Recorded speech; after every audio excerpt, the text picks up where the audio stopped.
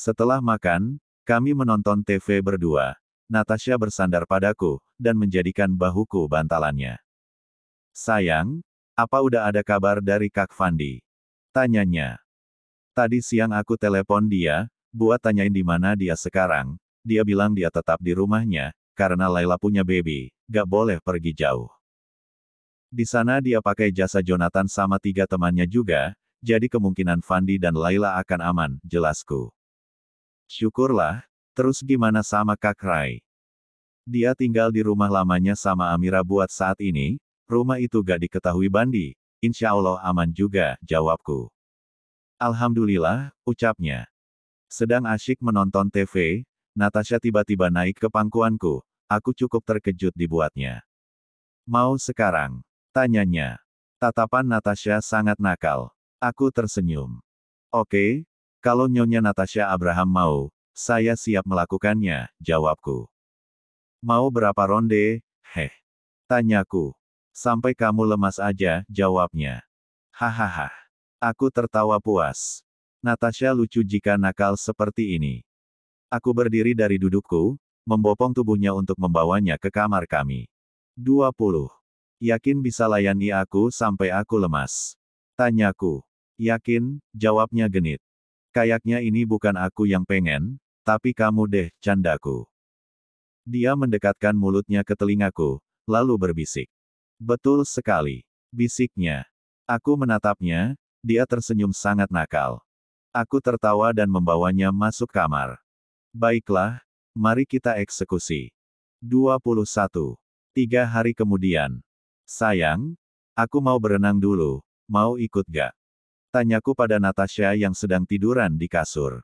Oga ah, paling nanti kerjain lagi sama pelatih mesum. Jawabnya ketus. Aku menahan tawa, dia masih ingat kejadian saat aku melatihnya berenang. Bukan melatihnya, tapi malah mengerjainya di dalam air. Aku kira udah lupa, hehehe. Gak akan lupa, pokoknya kamu kalau jadi pelatih renang gak akan cocok, mesum soalnya. Jawabnya telak. Hahaha, dia benar, aku memang tak cocok jadi pelatih, cocoknya menjadi pria kantoran saja. Aku melengos pergi dari kamar, dan pergi ke halaman belakang, di mana kolam renang berada. Cuaca sangat panas, alangkah sejuknya jika aku berenang menikmati air yang jernih itu, lalu menyeruput jus buah yang dingin. Ah, aduhai segarnya. Aku melepaskan bajuku, menyisakan celana pendek saja dan langsung menceburkan diri ke dalam kolam.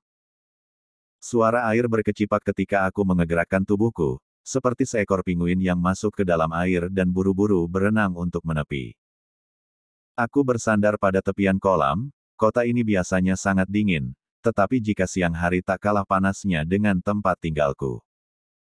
Hanya saja bedanya, di sini meskipun panas, udaranya tetap segar, tak berpolusi seperti jalan raya yang selalu aku lewati setiap harinya. Aku merasakan kenyamanan dari aktivitasku ini, jarang sekali aku bisa bersantai seharian, biasanya sibuk dengan laptop dan berkas-berkas yang memuakkan. Sedang asyik menikmati kesegaran alam di kolam renang, Natasha muncul dengan membawakan segelas jus, ia lalu duduk di tepian kolam tepat di dekatku. Natasha memasukkan kakinya ke dalam air, tangannya memainkan air hingga menimbulkan suara kecipak. Wah, tanpa diminta pun jusnya langsung datang. Makasih sayang, ucapku girang, karena tanpa diminta Natasha sudah membawakan jus seperti dalam bayanganku tadi. Sama-sama, jawabnya. Aku meneguk jus mangga yang dibuatnya. Brur, segarnya. Ucapku merasa tenggorokan dan seluruh tubuhku segar setelah meminum jus. Aku menyimpan kembali gelasnya. Natasha terus memainkan air tanpa berbicara, biasanya dia akan sangat riang gembira ketika bermain air, tapi kenapa dengannya kali ini? Dia terlihat murung, bahkan tak bahagia sama sekali. 22. Aku berpindah ke hadapannya, kulihat wajahnya tak seceria biasa. Ada apa? Tanyaku. Natasha menggelengkan kepala tanpa mau berbicara. Aku nggak akan percaya meski kamu menggelengkan kepala sebagai jawaban, nggak ada apa-apa. Karena dari ekspresi kamu pun aku bisa baca kalau kamu gak seperti biasa, aku menolak untuk percaya jika Natasha sedang baik-baik saja saat ini. Natasha kemudian menatapku. Dia seperti ingin mengatakan sesuatu, tetapi tak berani. Ah, apa yang ingin dia bicarakan? Kenapa tak langsung bicara saja? Hei,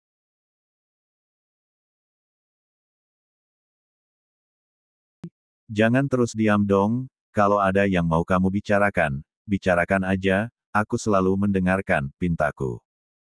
Natasha memegang tanganku, lalu menghela nafas dalam. Aku mau pulang, aku nggak betah di sini, ucapnya. Pulang. Kenapa? Bukannya kamu senang ada di sini? Tanyaku. Sehari dua hari aku memang betah di sini, tapi lama-kelamaan aku nggak betah. Aku pengen pulang, aku rindu rumah kita, jawabnya. Natasha memberanikan diri jujur padaku. Aku juga sama, aku merindukan rumah, tapi buat sekarang kita nggak aman kalau pulang. Bandi belum ditangkap, dia pasti masih mengincar kita, aku mengungkapkan kekhawatiranku. Natasha terlihat sedih mendengar jawabanku, aku mengerti perasaannya, dia pasti sangat merindukan rumah kami. Rumah yang selama ini menjadi saksi cinta kami, menjadi saksi perjuangan kami untuk bisa terus bersama, membangun mahligai rumah tangga hingga kami bisa berada di titik ini. Rumah kami memiliki banyak kenangan, mulai dari kami menikah dan pengalaman-pengalaman berharga yang kami ciptakan di sana selama kurun waktu 5 tahun lebih. Apa kita nggak bisa meminta perlindungan dari polisi seperti Kak Fandi? Dengan begitu kita bisa tetap tinggal di rumah kita dengan aman, karena ada polisi yang melindungi kita, tanya Natasha, seolah dia benar-benar sangat ingin pulang. Aku berpikir sejenak, apakah aku juga harus melakukan hal yang sama seperti Fandi, meminta polisi untuk melindungi kami? Memang tak ada salahnya mencoba, polisi juga pasti sedang mencari Bandi saat ini, mereka pasti akan bisa menangkap Bandi dengan mudah, jika Bandi benar-benar datang ke rumahku. Ya udah, kalau kamu maunya kayak gitu, aku akan minta aparat kepolisian untuk menjaga rumah kita selama 24 jam, supaya kita bisa tetap aman dan kita bisa tetap tinggal di rumah kita, tanpa harus meninggalkannya terlalu lama lagi, aku memutuskan. Natasha tersenyum, dia lalu memelukku, dia tampak sangat bahagia mendengar keputusanku. Jadi, kita akan pulang. Tanyanya dengan mata berbinar. 23. Ya, kita akan pulang, jawabku dengan senyum tulus. Makasih suamiku, kamu selalu menuruti setiap kemauanku. Natasha sangat bahagia, dia terus-menerus memelukku sebagai tanda terima kasih. Aku udah bilang, aku akan melakukan apapun yang kamu mau selama itu membuat kamu bahagia, ucapkan.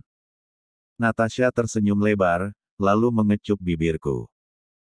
Ya, mungkin sudah waktunya kami kembali.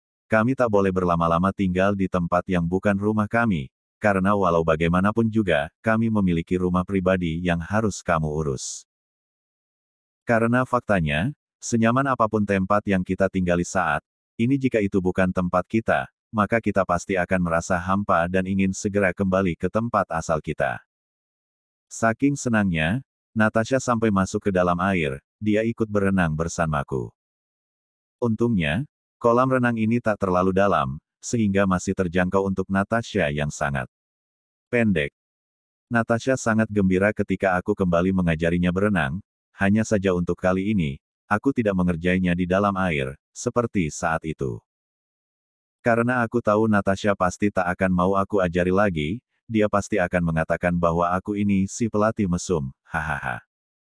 Sore itu, langit mulai meredup seiring matahari yang mulai terbenam. Kami berjalan keluar dari villa dengan barang-barang bawaan yang telah kami kemas kembali. Sebelum meninggalkan villa, kami menyempatkan diri untuk berpamitan kepada pemilik villa yang sudah aku hubungi tadi siang untuk datang, karena aku harus membayar biaya sewa.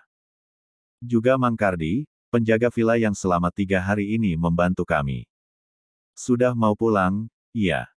Tanya pemilik villa dengan nada ramah dan sedikit kecewa. Iya, Pak. Kami harus kembali ke rumah, banyak pekerjaan yang menunggu, jawabku sambil tersenyum. Mang Kardi, yang sejak tadi berdiri di samping pemilik villa, menunduk hormat. Selamat jalan, semoga selamat sampai tujuan, A dan Neng, ucapnya dengan suara parau. Kami mengangguk, menunjukkan rasa terima kasih kami. Sebelum beranjak pergi, pemilik villa kembali menanyakan alasan kami yang sebenarnya. Kenapa tidak menginap lebih lama lagi di sini? Bukankah liburan kalian masih panjang? Aku menoleh ke arah Natasha, mencari dukungan sebelum menjawab pertanyaan tersebut. Sebenarnya kami sangat menikmati waktu di sini, Pak. Namun, kami harus segera kembali karena ada beberapa urusan mendesak yang harus kami selesaikan di tempat tinggal kami. Aku menjelaskan dengan nada sopan. Iya, saya juga lagi hamil, dan saya ingin menghabiskan waktu menikmati kehamilan saya di rumah, Pak. Timpal Natasha membantuku memberikan alasan. Pemilik villa mengangguk penuh pengertian, wajahnya kembali tersenyum ramah. Baiklah, semoga suatu saat nanti kalian bisa kembali ke sini, ucapnya dengan harapan. Terima kasih banyak, Pak, untuk semua fasilitas yang diberikan. Kami sangat senang bisa menginap di sini. 24. Aku berterima kasih untuk semua kenyamanan yang kami dapatkan. Sama-sama, semoga nggak kapok ya, candanya. Nggak kapok kok, malah kami betah, balasku. Dia tertawa renyah.